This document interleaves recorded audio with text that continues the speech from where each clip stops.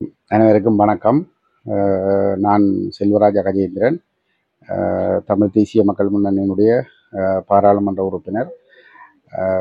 தற்பொழுது இலங்கையிலே சிங்கள பௌத்த பேரினவாத அரசுக்கு உரிய தலைவரை தெரிவு செய்கின்ற ஒரு தேர்தல் பரப்புரை நடைபெற்று கொண்டிருக்கின்றது. எதிர்வரும் 21ஆம் தேதி அந்த தேர்தல் வாக்களிப்புகள் நடைபெற இருக்கிறது. இந்த நிலையிலே தமிழர்கள் இந்த தீவிலே 75 வருடங்களாக எதிர்நோக்கி வருகின்ற இன அழிப்புக்கு ஒரு நிரந்தர முற்றுப்புள்ளி வைக்கின்ற வகையிலான வாக்குறுதிகள் எதுவும் இந்த பிரதான வேட்பாளர்களிடமிருந்து கிடைக்கப்பெறவில்லை. அவர்கள் வளமை போன்று இந்த தேர்தலிலே போட்டியிடுகின்ற சிங்கள பௌத்த பெரும்பான்மை சமூகத்தைச் சேர்ந்த பிரதான வேட்பாளர்களில் நான் பிரதான வேட்பாளர்கள் என்று சொல்வதற்கு காரணம், இங்கே இந்த நாட்டிலே 75% சிங்களவர்களாக காணப்படுகின்ற காரணத்தினாலே சிங்களவர்களுடைய செல்வாக்கை அதிகளவுக்கு எந்த ஒரு வேட்பாளர் பெற்றுக்கொள்ளுகிறாரோ அவர்தான் வெற்றி பெறுவதற்கான வாய்ப்பு இருக்கிறது. அந்த வகையிலே தற்பொழுது நடைபெறுகின்ற இந்த தேர்தலிலே போட்டியிடுகின்ற சிங்கள பௌத்த பேரினவாத சிந்தனையுடைய 3 வேட்பாளர்களில் 3 பேர் சிங்கள மக்களுடைய கூடுதல் பெற்ற ஆதரவை பெற்றவர்களாக இருக்கிறார்கள். அந்த 3 பேருமே தங்களுடைய தேர்தல் விஞ்ஞாபனத்தில் 75 வருடங்களாக அவர்கள் கடைபிடித்து வந்த அதே இனவாத கொள்கையைத்தான் முன்வைத்து போட்டியிடுகின்றார்கள். குறிப்பாக இலங்கையில் பௌத்தம் அரச மதம் என்பதும் இந்த 75% சிங்களவர்கள் மட்டுமே முடிவெடுத்து இந்த நாட்டை ஆட்சி செய்யக்கூடிய வகையிலான ஒட்டியாட்சி முறைமையை தாங்கள் பேணி பாதுகாப்போம் என்ற அடிப்படையிலே மறுவளமாக சொல்வதாக இருந்தால் இது ஒரு சிங்கள பௌத்தர்களுக்கு மட்டும் சொந்தமான நாடு என்ற அடிப்படையிலான கொள்கையோடு தான் அவர்கள் இந்த தேர்தலிலே போட்டியிடுகின்றார்கள். ஆனால் இந்த கொள்கைதான் பௌத்த அரச மதம் பெரும்பான்மை சிங்களவர்கள் மட்டுமே தங்களுடைய பெரும்பான்மைத்துவத்தை வைத்துக்கொண்டு பாராளுமன்றத்திலே சகலவிதமான சட்டங்களையும் இயற்றி தமிழர்களுக்கும் முஸ்லிம்களுக்கும் மலையக மக்களுக்கும் எதிராக அவர்கள் கடந்த 75 வருடங்களாக மேற்கொண்டு வந்த அதே அணுகுமுறையைத்தான் தொடர்ந்தும் கடைபிடிக்கப் போகிறார்கள் என்கின்ற அடிப்படையிலே தான் அவர்களுடைய தேர்தல் விஞ்ஞாபனம் அமைந்திருக்கிறது. இதுவே இந்த நாட்டிலே தமிழ் மக்களுக்கும் சிங்கள மக்களுக்கும் இடையிலே ஒரு யுத்தம் மூடுவதற்கு காரணமாக இருந்தது. 2 இனங்களுக்கும் இடையிலே ஒரு தீரா பகை ஒன்று வளர்வதற்கு இந்த ஒட்டியாட்சி அரசியலமைப்பும் பௌத்தம் அரச மதம் என்ற நிலைப்பாடும் தான் காரணமாக இருந்தது. அது மட்டுமல்லாமல் 2009 இன அழிப்பு மூலம் யுத்தம் முடிவுக்கு வந்து 13 ஆண்டுகளுக்கு பின்னர் இந்த நாட்டினுடைய பொருளாதாரம் அதல பாதாளத்தில் வீழ்வதற்கும் இதே ஒட்டியாட்சி அரசியலமைப்பு தான் காரணமாக இருந்தது. ஆகவே இந்த அரசியல் ஜாப் என்பது இந்த நாட்டிலே எந்த விதத்திலும் ஒரு நன்மையை ஏற்படுத்தவில்லை. இந்த நாட்டு மக்களுக்கு எந்த நன்மையும் ஏற்படுத்தவில்லை. இனங்களுக்கு இடையிலே பகையைத்தான் வளர்த்திருக்கிறதே தவிர ஐக்கியத்தை வளர்க்கவில்லை. ஊழல்களுக்கும் மோசடிகளுக்கும் பழி வாங்குதல்களுக்குமான ஒரு களமாகவே இந்த அரசியலமைப்பு 75 வருடங்களாக இருந்திருக்கிறது. அது மட்டுமில்லாமல் இந்த நாட்டினுடைய பொருளாதாரத்தை அதல பாதாளத்திற்கு கொண்டு செல்கின்றதாகவும் இந்த அரசியலமைப்பு இருந்திருக்கிறது. ஆகவே இந்த அரசியலமைப்பு ஒரு தோல்வியடைந்த அரசியலமைப்பு. இந்த அரசியலமைப்பு முற்றுமுழுதாக நீக்கப்பட்டு ஒட்டியாட்சி அரசியலமைப்பு முற்றுமுழுதாக நீக்கப்பட்டு தமிழர்களுடைய வடகிழக்கு இலங்கை தீவிலே வடக்கு கிழக்கு தமிழர்களுடைய இராச்சியங்கள் இருந்த இடம் 1505ஆம் ஆண்டு போர்த்துகேயர்கள் இந்த மண்ணிலே காலடி எடுத்து வைக்கின்ற வரைக்கும் வடகிழக்கு தமிழர்களால் ஆளப்பட்ட ஒரு பிரதேசம். அந்த போர்த்துகேயர்களிடமும் பின்னர் ஒல்லாந்தர்களிடமும் அதன் பின்னர் ஆங்கிலேயர்களிடமும் நாங்கள் எங்களுடைய ஆட்சி உரிமையை இழந்திருக்கிறோம். 1833ஆம் ஆண்டிலே ஆங்கிலேயர்கள் வடக்கு கிழக்கு தமிழர்களுடைய இராச்சியத்தையும் அதற்கு வெளியே இருந்த தீவினுடைய ஏனைய பகுதிகளையும் நிர்வாக வசதி கருதி ஒன்றாக்கி அதுக்கு பின்னர் 48ஆம் ஆண்டிலே அவர்கள் இலங்கைக்கு சுதந்திரம் கொடுத்தல் என்ற பெயரிலே முழு நாட்டினுடைய நிர்வாகத்தையும் பெரும்பான்மையின சிங்களவர்களுடைய கையிலே கையெழுத்ததன் காரணமாக நாங்கள் சிங்களவர்களுடைய ஒடுக்குமுறைக்கு உள்ளாக்கப்படுகின்ற ஒரு சூழல் உருவாகி இருந்தது.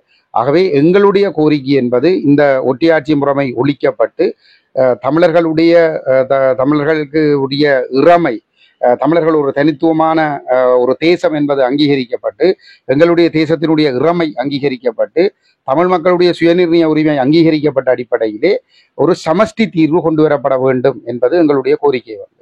அத்தகைய ஒரு கோரிக்கையை தாங்கள் நிறைவேற்றுவோம் என்பதனை இந்த பிரதான வேட்பாளர்கள் தங்களுடைய தேர்தல் விஞ்ஞாபனத்திலே குறிப்பிட வேண்டும் என்பது எங்களுடைய கோரிக்கையாக இருந்த எங்களுடைய என்று சொல்லுகிற பொழுது கஜேந்திரகுமார் பொன்னம்பலம் அவர்கள் எங்களுடைய கட்சியினுடைய தலைவர்.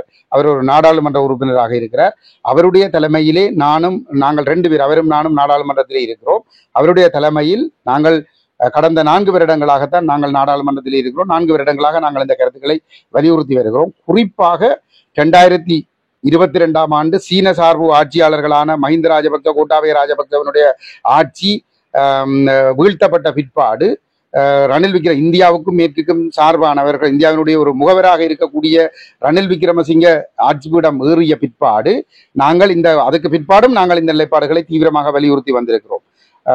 ஆனாலும் கூட ரணில் விக்ரமசிங்கவோ அல்லது அவர் ஜனாதிபதியாக இருக்கிற பொழுது எதிர்கட்சி தலைவராக இருந்த சஜித் பிரேமதாசாவோ அல்லது அங்கே எதிர்கட்சி வரிசையிலே இருந்த 3வது சக்தியாக இருக்கக்கூடிய ஜேவிபி என்ற இனவாத கட்சியோ எங்களுடைய கோரிக்கைகளை ஏற்றுக்கொள்ளவில்லை. நாங்கள் தொடர்ச்சியாக சொன்னோம், தயவு செய்து தமிழ் மக்களுடைய வாக்குகள் உங்களுக்கு தேவையாக இருந்தால் நீங்கள் 75 வருடம் இந்த நாட்டினுடைய அழிவுக்கும் தோல்விக்கும் காரணமாக இருந்த இந்த ஒற்றையாட்சி முறைமையை நீக்குங்கள், ஒரு சமஷ்டி அரசியலமைப்பை கொண்டு வாருங்கள், அதனை உங்களுடைய தேர்தல் விஞ்ஞாபனத்தில் குறிப்பிடுங்கள் என்று நாங்கள் வலியுறுத்தி வந்திருந்தோம். அவர்கள் அதை புறக்கணித்திருக்கிறார்கள். இத்தகைய ஒரு சூழலிலே எங்களுடைய கருத்து என்பது, இந்த தேர்தல் தமிழர்களுக்கு எதிரான தேர்தல், ஒரு சிங்கள பௌத்த இனவெறி பிடித்த அரசுக்கான தலைவரை தெரிவு செய்கின்ற தேர்தல். இந்த தேர்தலிலே இந்த நாடு சிங்கள பௌத்தர்களுக்கு மட்டும் சொந்தம் என்ற அடிப்படையிலே தேர்தல் விஞ்ஞாபனத்தோடு இந்த வெற்றி வாய்ப்புள்ள 3 இனவாத வேட்பாளர்களும் வருகிறார்கள். அவர்களுக்கு தமிழர்கள் வாக்களிக்க கூடாது, தமிழர்கள் இந்த தேர்தலை புறக்கணிக்க வேண்டும் என்ற நிலைப்பாட்டை முன்வைத்து நாங்கள் கஜேந்திரகுமார் பொன்னம்பலம் தலைமையிலான தமிழ் தேசிய மக்கள் முன்னணி, அகில இலங்கை தமிழ் காங்கிரஸ் கட்சி வடக்கு கிழக்கு தமிழர் தாயக பிரதேசத்திலே நாங்கள் ஒரு விழிப்புணர்வு பிரச்சாரத்தை நாங்கள் முன்னெடுத்து கொண்டு வருகின்றோம். அதே நேரத்திலே மக்களை பொறுத்தவரையிலும் மக்களுடைய எதிர்பார்ப்பு என்பதும் இதுதான். அதாவது எங்களுடைய மண்ணிலே சிங்கள குடியேற்றங்கள் நிறுத்தப்பட வேண்டும், பௌத்த தமிழர்களுடைய காணிகளை சட்டவிரோதமாக ஆக்கிரமித்து பௌத்தமயமாக்குகின்ற நோக்கத்தோடு பௌத்த கோயில்கள் கட்டப்படுவது நிறுத்தப்பட வேண்டும், அபிவிருத்தி என்ற பெயரிலே தொழிற்சாலைகளை அல்லது ஏதாவது ஒரு வேலை திட்டத்தை மேற்கொண்டு விட்டு அதற்குள் சிங்களவர்களை கொண்டு வந்து வேலைக்கு அமர்த்துவது அல்லது அவர்களை குடியேற்றுகின்ற செயல்பாடுகள் நிறுத்தப்பட வேண்டும், கலாச்சார ரீதியான சிங்களமயமாக்கல் தமிழ் கலாச்சாரத்தை அழிக்கின்ற கட்டமைப்பு சார் இன அழிப்பு செயல்பாடுகள் நிறுத்தப்பட வேண்டும், இராணுவமயமாக்கல் நிறுத்தப்பட வேண்டும், இன அழிப்பு செய்த இராணுவத்தினர் எங்களுடைய மண்ணில் இருந்து வெளியேற்றப்பட வேண்டும், ஆக்கிரமிக்கப்பட்டிருக்கின்ற காணிகள் விடுவிக்கப்பட வேண்டும். இவ்வாறு பல கோரிக்கை பிரச்சனைகளுக்கு எங்களுடைய மக்கள் முகம் கொடுக்கிறார்கள். இவை அனைத்துக்கும் ஒரே தீர்வு அரசியலமைப்பு மாற்றம் தான், மட்டும்தான். அதுதான் வடகிழக்கு மக்களுடைய ஒரு பிரதானமான எதிர்பார்ப்பாக இருக்கிறது. பொருளாதார நாங்கள் 30 ஆண்டு காலம் கிட்டத்தட்ட 83ஆம் ஆண்டிலிருந்து ஒரு 83க்கு முன்னர் இருந்து 77ஆம் ஆண்டு கலவரம் ஆரம்பித்ததிலிருந்தே வட இலங்கை தீவிலே மிகச் செல்வாக்கு மிக்கதாக இருந்த இலங்கை தீவினுடைய பொருளாதாரத்திலே அதி உச்சளவிலே செல்வாக்கு செலுத்தியவர்கள் தமிழ் வர்த்தகர்கள். அந்த வர்த்தகர்களோடு போட்டியிட்டு வெற்றி பெற முடியாத சிங்கள பௌத்த சமூகத்தினர் சிங்கள பௌத்த ஆட்சியாளர்களுடைய உதவியோடு எங்களுடைய வர்த்தகர்கள் இலக்கு வைக்கப்பட்டு அவர்கள் அழிக்கப்பட்டு அவர்களுடைய சொத்துக்கள் எல்லாம் கொள்ளையடிக்கப்பட்டு வர்த்தக நிலையங்கள் எரியூட்டப்பட்டு அவர்கள் அடிமட்டத்திற்கு கொண்டு வரப்பட்டார்கள். அப்பொழுது ஆரம்பித்த இந்த முரண்பாடு தொடர்ச்சியாக யுத்தம், அதற்கு எதிராக தமிழர்கள் ஆயுதமேந்தி போராட நிர்பந்திக்கப்பட்டார்கள். ஆயுதமேந்திய பிற்பாடு அந்த ஆயுத போராட்டத்தை ஒரு பயங்கரவாத போராட்டமாக சித்தரித்தார்கள். அந்த பயங்கரவாதத்தை ஒழித்தல் என்ற பெயரில் தமிழ் மக்களுடைய பொருளாதாரத்தையும் தமிழ் மக்களுடைய வாழ்வியலையும் அழிக்கிற செயல்பாட்டை தான் அரசு 75 பேர் அந்த 80களுக்கு பிறகு மிக தீவிரமாக முன்னெடுத்து வந்திருந்தது. அதற்கு அவர்களுக்கு அவசர கால சட்டம், பயங்கரவாத சட்டம் என்பன வாய்ப்பாக இருந்தன. எந்த பொறுப்பு கூறலும் இல்லாமல் தமிழர்களுக்கு எதிராக பெண்களை பாலியல் வல்லுறவுக்குள்ளாக்கலாம், இளைஞர் யுவதிகளை கடத்தி காணாமலாக்கலாம், தாங்கள் விரும்புகிற அனைவரையும் சுட்டுப்படுகொலை செய்யலாம், சொத்துக்களை கொள்ளையடிக்கலாம், தீயிட்டு கொளுத்தலாம், அழிக்கலாம், எது வேண்டுமானாலும் செய்யலாம், பொறுப்பு கூறல் எதுவுமே இல்லை. இவ்வாறு தொடர்ச்சியாக அளிக்கப்பட்டு வந்த மக்கள் 2009 இன அழிப்பு மூலமாக எங்களுடைய உரிமை போராட்டம் மௌனிக்கப்படுகிறது. அது மௌனிக்கப்பட்ட பிற்பாடு 15 ஆண்டுகள் கடந்திருக்கிறது. பொருளாதார வீழ்ச்சி 2022 ஏற்பட்டது. 13 ஆண்டுகளிலே ஏற்பட்டிருந்தது.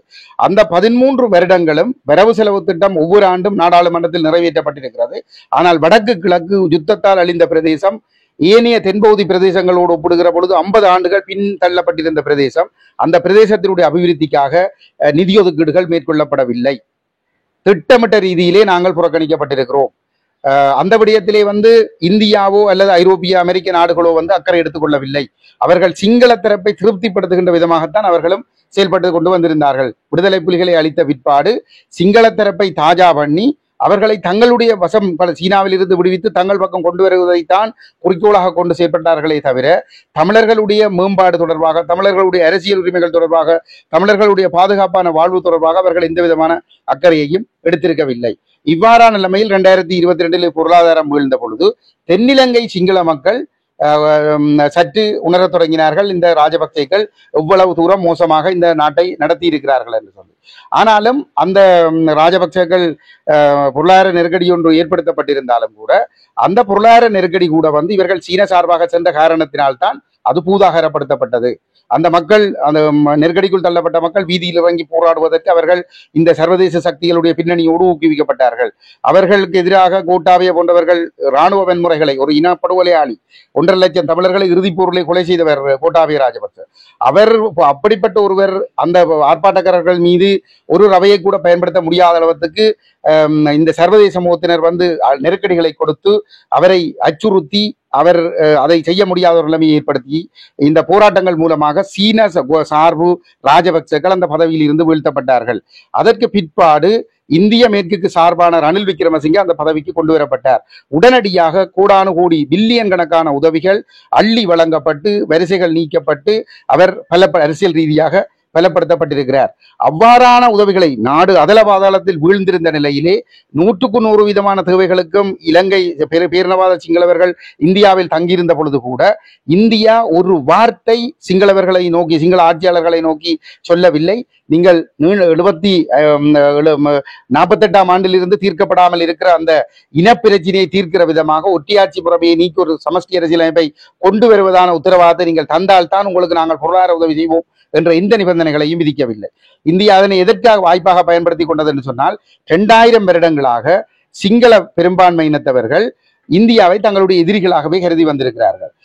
அவ்வாறு வந்திருக்கிற ஒரு இடத்திலே இந்த பொருளாதார வீழ்ச்சி ஏற்பட்ட நிலைமையில் ஒட்டுமொத்தமான தேவைகளுக்கும் இந்தியாவிடம் கையேந்தி நின்ற சிங்கள மக்களுக்கு நிபந்தனையற்ற உதவிகளை வழங்கியதன் மூலம் இந்தியா சிங்கள மக்களுக்கு விசுவாசமான நாடு, அது தமிழ் மக்களுக்கு அல்ல, தமிழ் மக்களுக்கு உரிமை பெற்றுக் கொடுப்பது எங்களுடைய நோக்கம் அல்ல, நீங்கள் எங்களை விட்டு அஞ்ச தேவையில்லை, நீங்கள் உங்களுடைய சிங்கள பௌத்தத்தை பாதுகாப்பதற்காக நீங்கள் சீனாவிடம் செல்ல வேண்டிய அவசியம் இல்லை, உங்களை நாங்கள் முழுமையாக பலப்படுத்தி பாதுகாத்துக் கொள்வோம் என்ற நம்பிக்கையை ஏற்படுத்துவதற்குத்தான் அந்த பொருளாதார வீழ்ச்சி ஏற்பட்ட சந்தர்ப்பத்தை இந்திய வல்லரசு பயன்படுத்தி கொண்டது.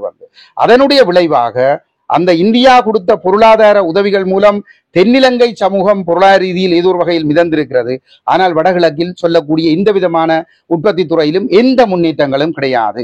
அது இந்தியா தென்னிலங்கை சிங்கள மக்களை திருப்திப்படுத்துகின்ற நோக்கத்தோடு வழங்கிய உதவிகள் தான். எங்களை பொறுத்தவரையில் எங்களுடைய புலம்பெயர்ந்த மக்கள் தாயகத்தில் இருக்கக்கூடிய தங்களுடைய உறவுகளுக்காக அனுப்புகிற நிதிகளால் இங்கே பட்டினி சாவுகள் இல்லாமல் இருக்கிறது.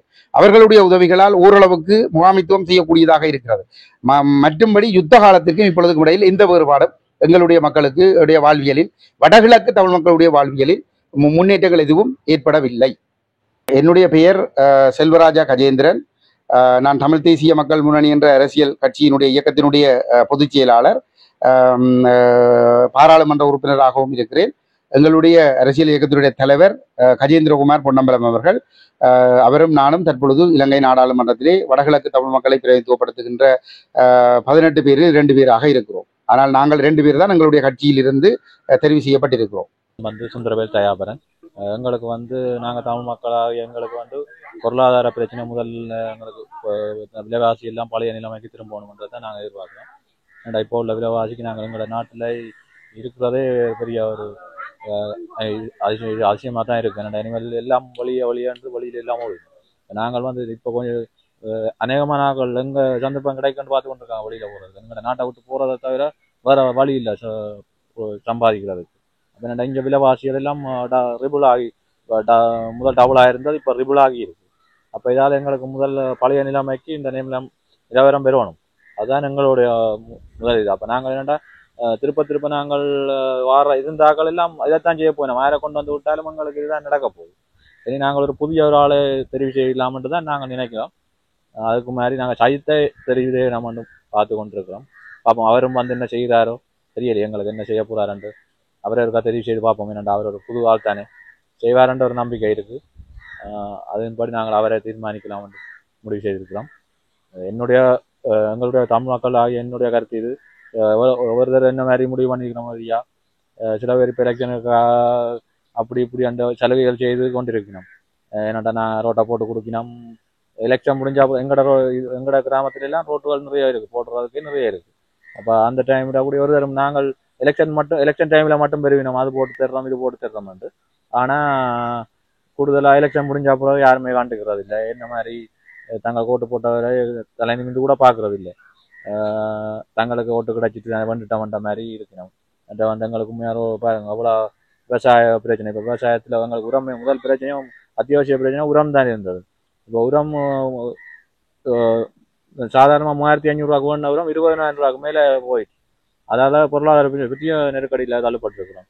எங்களுக்கு சொல்ல போனா நீ எங்களுக்கு ஒரு புதிய ஒரு வாழ்வு வந்த மாதிரி தான். 6வது வந்து எங்களை மீட்டெடுத்தா தான் இது நேர்ந்து மீட்டு கொண்டால் மட்டும் முடியும் மொழியா, இல்லாட்டி இந்த நாட்டை காப்பாற்ற யாருமே முடியாது. அந்த என்னடா அவர் வந்து சொல்லியிருக்கிறார். இப்ப அவர் வந்து முதல் இருந்த ஜனாதிபதி வந்து கொஞ்சம் நெருக்கடியில கொண்டு விட்டுட்டு போயிட்டாரு. இவர் வந்து மீட்டெடுத்து அந்த அத்தியாவசியமான பொருட்களை கொடுத்தாலும் அவர் அந்த என்னோட பொருள் வந்து நெரிசல் இல்லாமல் இப்ப லைன்ல நின்று வேண்டின காலங்கள், பெட்ரோலுக்கு லைன்ல நின்றாங்க, சாமான் பண்றதுக்கு லைன்ல நின்றாங்க. அப்படி இருந்த சாமானத்துல ஆனா சாமான விலை அப்படித்தான் இருந்ததோடைய விலை ஒன்றும் கூடாம அந்த லைன்களில் நின்றுதான் வேண்டினாங்க. ஆனா இவர் ரணில் விக்ரமசிங்கா வந்த பிறகு அவர் தேவையான சாமானை கொடுத்து கொண்டு விலையெல்லாம் ட்ரிபிள் ஆகி விலைகள் எல்லாம் அதிகரிச்சிருக்கு. அப்ப என்னடா அவர் வந்து மீட்டெடுத்திருக்கிறார். ஆனால் அந்த நாட்டை மீட்டெடுத்திருக்கிறார் ஒழிய ஆனா விலைவாசி எங்களோட இதுக்கேற்ற மாதிரி இல்லை தானே விலைவாசி. நாங்கள் ட்ரிபிள் ஆயிருக்கு ஜோதிச்சு பாருங்க. நாங்கள் அரிசி முதல் வேண்டினது ஒரு 80-85 தான் வேண்டியிருப்போம். இப்போ அரிசியின் விலை 250க்கு மேலே ஆயிருக்கு. தொழில் வாய்ப்பு பண்றது குறைவு. இங்கே தொழில் வாய்ப்புகள் குறைவு. எல்லா இளைஞர்கள் எல்லாம் சும்மா கூலி வேலை தான் செய்யலாம், ரோட்டுகள் அந்த மாதிரி வேலைகளுக்கு தான் செய்யறாங்க. சும்மா எல்லாம் கூடுதலாக இதா திரிகிற பசங்க தான் கூட இப்போ படிச்சுட்டு வேலை இல்லாம இருக்கிறாங்க. படிச்சும் வேலை இல்லை. சில பேருக்கு படிச்சு போட்டு கூட வீடுகளில் தான் இருக்காங்க. எல்லாம் வேலை இல்லாத பிரச்சனை. அதாவது கூடுதலாக இளைஞர்கள் எல்லாம் சீக்கிரட்டு போய் கொண்டிருக்கு. நாடே அப்படித்தான் போய் கொண்டிருக்கு. யார் எடுத்தாலும் ரோட்ல ஒரு நாங்கள் சும்மா நடக்க இல்லாம இருக்கு, தனியா போக இல்லாம இருக்கான். அப்படி இப்படின்ற ஒரு பிரச்சனை வந்து இருக்கு. இப்போ தனியாக நாங்கள் ரோட்ல ஒரு நோமலா போனாலே சைட் கொடுக்கலன்ட்டு அதுக்கு கூட அடிக்கிற மாதிரி தான் சொல்லிட்டு போவாங்க. நோமலா முந்தினா இது மாதிரி எல்லாம் இல்லை. இப்போ முந்தினாங்கள் ரோட்ல ஒரு இதானுண்டா கூட அண்ணன் கொஞ்சம் சைட்டான் இல்லும் கொண்டு இல்லை. இப்போ அப்படி இல்லை, எடுத்த வச்சுக்கு அடிக்கிறதும் கொட்டுற மட்டும் தான் நிற்பாங்க. இப்போ நாங்கள் எங்கட நிலைமையே வெறும் நாங்கள் இருக்கிறோம்ன்றதே ஒரு கவலை கிடையாது. இன்றைக்கு இருக்கிறோமோ இன்றைக்கு இருக்கிற நாளைக்கு இருப்போம்ன்றதே சந்தேகமாக தான் இருக்கு. எல்லாரும் இப்போ வேட்பாளராக நிற்கிறவை அனைவரும் வாக்குறுதி தெரியணும், தொழில் வாய்ப்பெல்லாம் தெருவும் உண்டு. ஆனால் இதுவரைக்கும் எந்த தொழில் வாய்ப்பும் செய்யலை. ஆட தொழிற்சாலை மட்டும்தான் கிளிநொச்சி மாவட்டத்துக்குள்ள மற்றது முல்லைத்தீவு மாவட்டத்தில் நடக்குது. அதுவும் பெரிய அளவில் இல்லை. உண்மையிலே ஏற்கனவே இயங்கின காங்கிரஸ் துறையில் இருக்கு சிமெண்ட் ஃபேக்டரி. அந்த ஃபேக்டரிக்கு எல்லாம் வந்து எத்தனையோ இளைஞர் யுவதிகளுக்கெல்லாம் வேலை வாய்ப்பு கொடுக்கலாம். இப்போ எத்தனை ஜனாதிபதி மாறிட்டு அது கூட இப்போ அது செயற்பாடற்ற நிலையில தான் இருக்குது. அந்த இது மற்ற ஒட்டு சுட்டானில் இருக்குது ஓட்டு தொழிற்சாலை. அங்கே கூட இப்போ கிளிநொச்சி மாவட்டம் முல்லைத்தீவு மாவட்டத்தில் உள்ள இளைஞர் யுவதிகளுக்கு எத்தனையோ வேலை வாய்ப்பு கொடுக்கலாம். இதுவரைக்கும் வந்த ஜனாதிபதியில் எவருமே அதை செய்யலை. இன்று வரைக்கும் இப்போ வாக்குறுதி தெரியுமே தவிர அந்த எலெக்ஷன் டைமில் வாக்குறுதி மட்டும்தான் கூடுதலாக காணக்கூடியதுக்கு. ஆனால் செயற்பாட்டில் அது செய்கிறது தாரதாக எந்த இதுவும் இல்லை. இப்போ கூட சொல்லினந்தான். இப்போ கூட எங்களுக்கு அது நம்பிக்கை இல்லை. ஏன்னா ஏற்கனவே பல தடவைகள் அப்படி சொல்லி வாக்குறுதி தந்தது நிராகரிக்கப்பட்ட வாக்குறுதியாக தான் போனது. எதுவுமே செயல்படுத்தலை. அதால் எங்களுக்கு அது எந்த விதமான ஒரு நம்பிக்கையும் இல்லை. ஏற்கனவே ஏதாவது ஒரு தொழில் வாய்ப்பை செய்திருந்தாலும் எங்களுக்கு நம்பிக்கை இருக்கும். ஆனால் அப்படியான நம்பிக்கை இப்போ இவ்வளோ நம்பிக்கையற்ற எங்களோட இனமாக தான் இருக்கு. அதான் உண்மையாக அவை ஜனாதிபதி யார் வந்தாலும் அவர்கள் செய்து தர வேணும். ஆனால் செய்து தருவீனமோன்ற ஒரு கேள்விக்குறி தான் இருக்கு. ஏன்னா இதுக்கு முன்னே இருந்தவர்கள் இவருமே செய்து தரையில வாக்குறுதி மட்டும் வழங்கி போட்டு போகணும். அந்த டைமில் வாக்குறுதி தாரது மட்டும்தான். ஆனால் எந்த ஒரு தொழில் வாய்ப்பையும் தாரதில்லை. இனி இதுக்கு பிறகு இருந்தாலும் இப்போ இந்த தினம் கூடுதலான வேட்பாளர் இறங்கினோடைய இது திருப்பி ஒரு ஆட்சி மாற்றம் பெருமன்றதாலே அவை செய்யணும் என்ன தெரியல. எதிர்பார்க்கம் அப்படி நடக்குமென்ற ஒரு எதிர்பார்ப்பு இருக்கு. ஆனால் இனியாவது இது நடக்குமென்ற எதிர்பார்ப்பு தான் இருக்கிறோம். எல்லாருமே ஒரு குடும்பத்தில் ஒரு ஆள் இப்போ உழைச்சா கூட அந்த நேரம் சாப்பிடலாம் ஃபுல்லா. ஆனால் இப்போ ஒரு குடும்பத்தில் 2 பேர் உழைச்சா கூட அந்த பொருள் வாங்குறதுக்கான இது சாத்தியம் இல்லை. ஏன்னா வருமானம் குறைவு. அதே நேரம் மட்டும் இப்போ சில பெண்கள் தலைமைத்துவ குடும்பங்கள் இருக்குது. அதே மாதிரி கணவனாக விடப்பட்டது காணால்பட்ட இப்போ பண்ணுற குடும்பங்கள் அப்படி எல்லாம் காணா போனது எல்லாம் இருக்குது. அவை இந்த குடும்பங்கள் கூட இவ்வளோ சீரழிஞ்சு சாப்பாடு கூட அன்றாட வழி இல்லாதான் இருக்காங்க. அதை கூட இப்போ எவரும் நிவர்த்தி செய்கிறது அரசாங்கமும் செய்யலை. எங்களோட தமிழ் வேட்பாளர் இருக்க பாராளுமன்ற உறுப்பினர் தமிழ் கட்சியினர் அவரும் கூட ஒழிஞ்சிடலை. அதனால் பாராளுமன்றத்தில் நம்ம மக்களுக்கு முன்னாலே கூட்டங்கள் ஒன்று திரட்டி கதைக்கும் போது அதை செல்வின மொழியை கூடுதலாக அந்த உதவி ஒன்றும் செய்யறதில்லை அவர்களால். இந்திய அரசு ஏதாவது தமிழுக்கு ஹெல்ப் பண்ணுவா? இந்தியன் வீட்டு திட்டம் ஒன்று அங்கேருந்து வந்தது. மற்றது அரிசி அவைய கொடுத்துருக்கேன் தங்களால் கூடிய அளவு பொதிகள் வழங்கப்பட்டிருக்கேன் இந்திய அரசால். கூடுதலாக இப்போ இந்தியாவை நம்பி இருக்கிறோம் என்னென்னா நாங்களும் சரி பாராளுமன்ற உறுப்பினர்களும் சரி எல்லாரும் இந்தியாவை கூட நம்பி இருக்கிறோம். இந்த தீர்வு விடயத்திலையும் சரி 13வது திருத்த சட்டம் இருக்குது, அது இந்தியாவில் வழங்கப்படும் என்ற நம்பிக்கை இருக்குது. அங்கத்தில் உள்ள உயர் அதிகாரி மாதிரி என்ன செய்யணும் தெரியல. நான் கூடுதலாக இந்தியாவை நம்பி இருக்கிறவங்க மக்கள் தமிழ் மக்கள் இந்தியாவில் தான் இந்த தீர்வு திட்டம் பெற வேண்டிய அயல் நாடுன்றபடியாலும் ரெண்டு ரெண்டு நாட்டுக்கு உள்ள உறவு இருக்குன்றதால நினைக்கிறோம் என்னென்னா இந்த 13வது திருத்த சட்டம் நிச்சயமாக வரும் என்று அதை நம்பி இருக்கிறோம். இந்தியாவை தான் கூடுதலாக நம்பி இருக்கிறோம். வரக்கூடிய ஜனாதிபதி தேர்தலில் தமிழ் மக்களோட ஆதரவுங்கிறது யாருக்கு இருக்கு? ஒரு இது ஜனாதிபதி தேர்தல் இந்த பாராளுமன்ற தேர்தல் இல்லை, அதனால இப்போ சுயேட்சையா களமிறக்கப்பட்ட சங்க சின்னத்தில் அவர் போட்டியிடுறார்.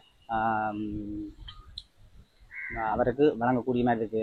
அரியநேந்திரன் அவர்களுக்கு தான் கூடுதலாக உண்மையாக இப்போ தமிழ் மக்களை பொறுத்தவரை எங்களுக்கு அதை ஒட்டுமொத்தமாக நாங்கள் அவர்கள் எங்களுக்கு நீதிய தெரியும் இல்லை, மற்றது பொருளாதார விலை உயர்வு அப்படி எல்லாத்தாலையும் பிரச்சனை இல்லையா கூடுதலாக அவரை ஆதரிச்சு அது அவர் உண்மையாக வெல்ல போகிறது இல்லை. ஆனாலும் அப்படி ஒரு கூடுதலான ஆதரவு இப்போ அவருக்கு இருக்கு. முதல் வேட்பாளர் இழுவட்டது அவர் எடுக்கிறதுக்கு.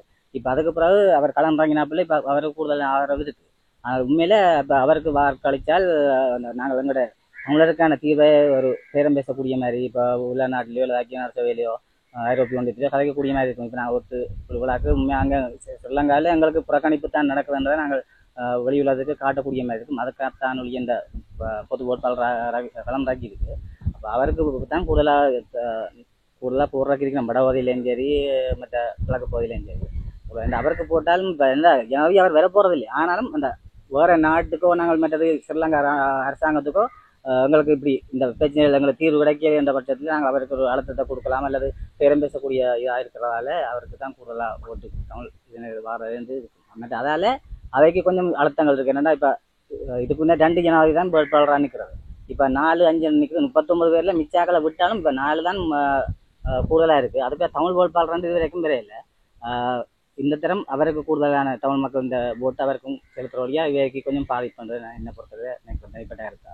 ஸ்ரீலங்கா பொறுத்தவரை தமிழ் மக்களை எப்படி பார்க்குறாங்க? அவர்கள் இப்போ இங்கே இதுக்கு முன்னே வர மாட்டேன். இப்போ எலெக்ஷன் டைமில் மட்டும்தான் அமைச்சர்மார் இருந்தாலும் கண்டுடைப்பான நாடகத்தை ஆடி போட்டு போகிறது, மற்றது கூட அபிவிருத்தி சேரம்னு சொல்கிறது பெரும்பாலும் கூட. அதுவும் எலெக்ஷன் டைமில் தான் கூட வரையணும் எல்லாரும் எனக்கு ஓட்டு போட எனக்கு ஓட்டு வேணும்னு சொல்லி. அது மட்டும் அவரையே காணல அறிஞ்சால. இப்படியா அந்த எலெக்ஷன் டைமில் மட்டும் எல்லாரையும் இந்த கூட்டங்கள் போட்டு பிரச்சாரம் செய்யறத முன்னுக்கு நிற்கிறோம். அந்த டைமில் எல்லாரையும் காணலாம். காணாத புதுமுகங்களை கூட காண்றோம். நாங்கள் அன்றாகுமார் திசாநாயகன்றவர் சின்ன ஒரு இதில் தான் இருந்தவர். இப்போ தான் கூட அவர் பப்ளிக்காக பிரபலியமாகி கொண்டு வரார். முதல்ல அவரை தெரியாது. ஆனால் இப்போதுதான் அவர் அந்த கடந்த காலத்தில் அந்த கிழக்கையும் வடக்கையும் இணைக்க நீதிமன்றத்தினுடைய தடை விதிச்சதன்ற இதெல்லாம் தெரிய வருது. சில பேருக்கு இந்த விஷயம் தெரியாது. இப்போ அந்த சம்பவம் கூட இப்போ பிரச்சாரத்தில் மாறி மாறி கதைக்கும் போது தான் உண்மையான அவருடைய வெளிப்பாடு எல்லாம் தெரியுது. கடந்த காலத்தில் என்ன நடந்தது கொண்டு. அதே மாதிரி இப்போ ரணில் விக்ரமசிங்க கூட குற்றம் சாட்டினா என்ன நூலகம் வெறிச்ச நூலகத்தையெல்லாம் வெறிச்சாங்க. அப்படி பார்க்க கணக்கா எல்லாமே யாழ்ப்பாணத்துலேயோ தமிழ் மக்களுக்கான எதிரான செயற்பாடு தான் கூட நடந்தது. இனியும் அது நடக்கக்கூடியது. தீர்வு இல்லாட்டில் அது இப்படியே நடக்கும் தான் என்றதான் மக்களுடைய கருத்து. அடிப்படை வசதி முற்றாக இல்லை. ஒரு 25% அப்படித்தான் பெறும். இப்போ அவருக்கு திட்டம் கவனிக்கப்பட்டெடுத்து அந்த சின்னாப்பிள்ளை இப்போ எந்த பிரச்சனையும் இல்லையே என்றாலும் பொருளாதார ரீதியில் வளர்ச்சி அடையலை, மற்ற முன்னோக்கி கொண்டு செல்ல எனக்கு அறவலிய போராட்டத்திலையும் பார்த்துருப்பீங்க. ஆர்ப்பாட்டம் செய்த மக்கள் இந்த இது யாழ் பல்கலைக்கழக மாணவர்கள், மற்ற கிழக்கு பல்கலைக்கழக மாணவர்கள், தெற்கு பல்கலைக்கழக மாணவர்கள் இந்த ஆர்ப்பாட்டம். அந்த ஆர்ப்பாட்டத்திலிருந்து தான் கடந்த ஜனாதிபதி கோத்தபாய ராஜபக்ச கலைக்கப்பட்டது. அது கூட இந்த பொருளாதார விலை உயர்வு சார்ந்த அந்த பிரச்சனையால் தான் அவர் கலைக்கப்பட்டது. அப்படி இப்போ கொஞ்ச காலம் யார் ஜனாதிபதி வந்தாலும் கொஞ்ச காலத்துக்கு சீராக இருக்கும். பிறகு அது பழைய நிலைமைக்கு தான் வருமென்றதுங்கிறது. மாநசபை தேர்தல் கூட இல்லை. உண்மையில மாநசபை தேர்தல் நடந்தால் தான் எங்களை இப்போ தமிழர்ன்ற இதுக்கு இப்போ மத்திய அரசுக்கு இல்லாமல் மாநசபையை இது கூடினால் மாநசபை கூட வேலை திட்டம் செய்யலாம் தானே. இது மத்திய அரசுக்கு கீழே வச்சா எதுவுமே செய்யலாம். இப்போ மாநிலத்துக்கு தந்தா மாநசபையால் மேஜர் அவை யாழ் மேயர் கூட ஏதாவது வேலை திட்டத்தை கொண்டு நிறுத்தலாம். அவர் மாநசபை தேர்தலை நடத்துறது கூட பல அலைஞ்சல் இருக்காங்க. இது வரைக்கும் எத்தனை நீண்ட நாளாக இழுத்தடிப்பு தான் செய்யணும். இந்த இதுக்கு அடுத்த மாதம் ஒன்றினம் அடுத்த வருஷம் ஒன்றினம் இன்னும் இல்லை. இப்போ தேர்தல் வருது. இதுக்கு ஒரு 6 மாதத்துல சில பேர் வாக்குறுதி தெரியணும். இப்போ அண்மையில கூட சைத் பிரேமதாச வேட்பாளர் எதிர்கட்சி தலைவர் அவர் கூட சொல்றாரு தான் மாகாண சபை தேர்தலை 6 மாதத்துக்கு நடத்த வேண்டும்.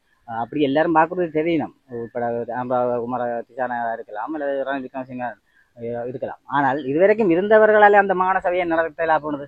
இப்போ ஐக்கிய தேசிய கட்சி இந்த சாரி அது ரணில் விக்ரமசிங்க கூட இப்போ ஜனாதிபதியான இதுவரை இருந்தவர். அவர் இருந்த காலப்பதிலேயே இந்த மாகாண சபை நடத்த போனது. அவரால் இயலும், ஜனாதிபதியான அதிகாரம் இருக்கு, அவரால் நடத்த இயலும்.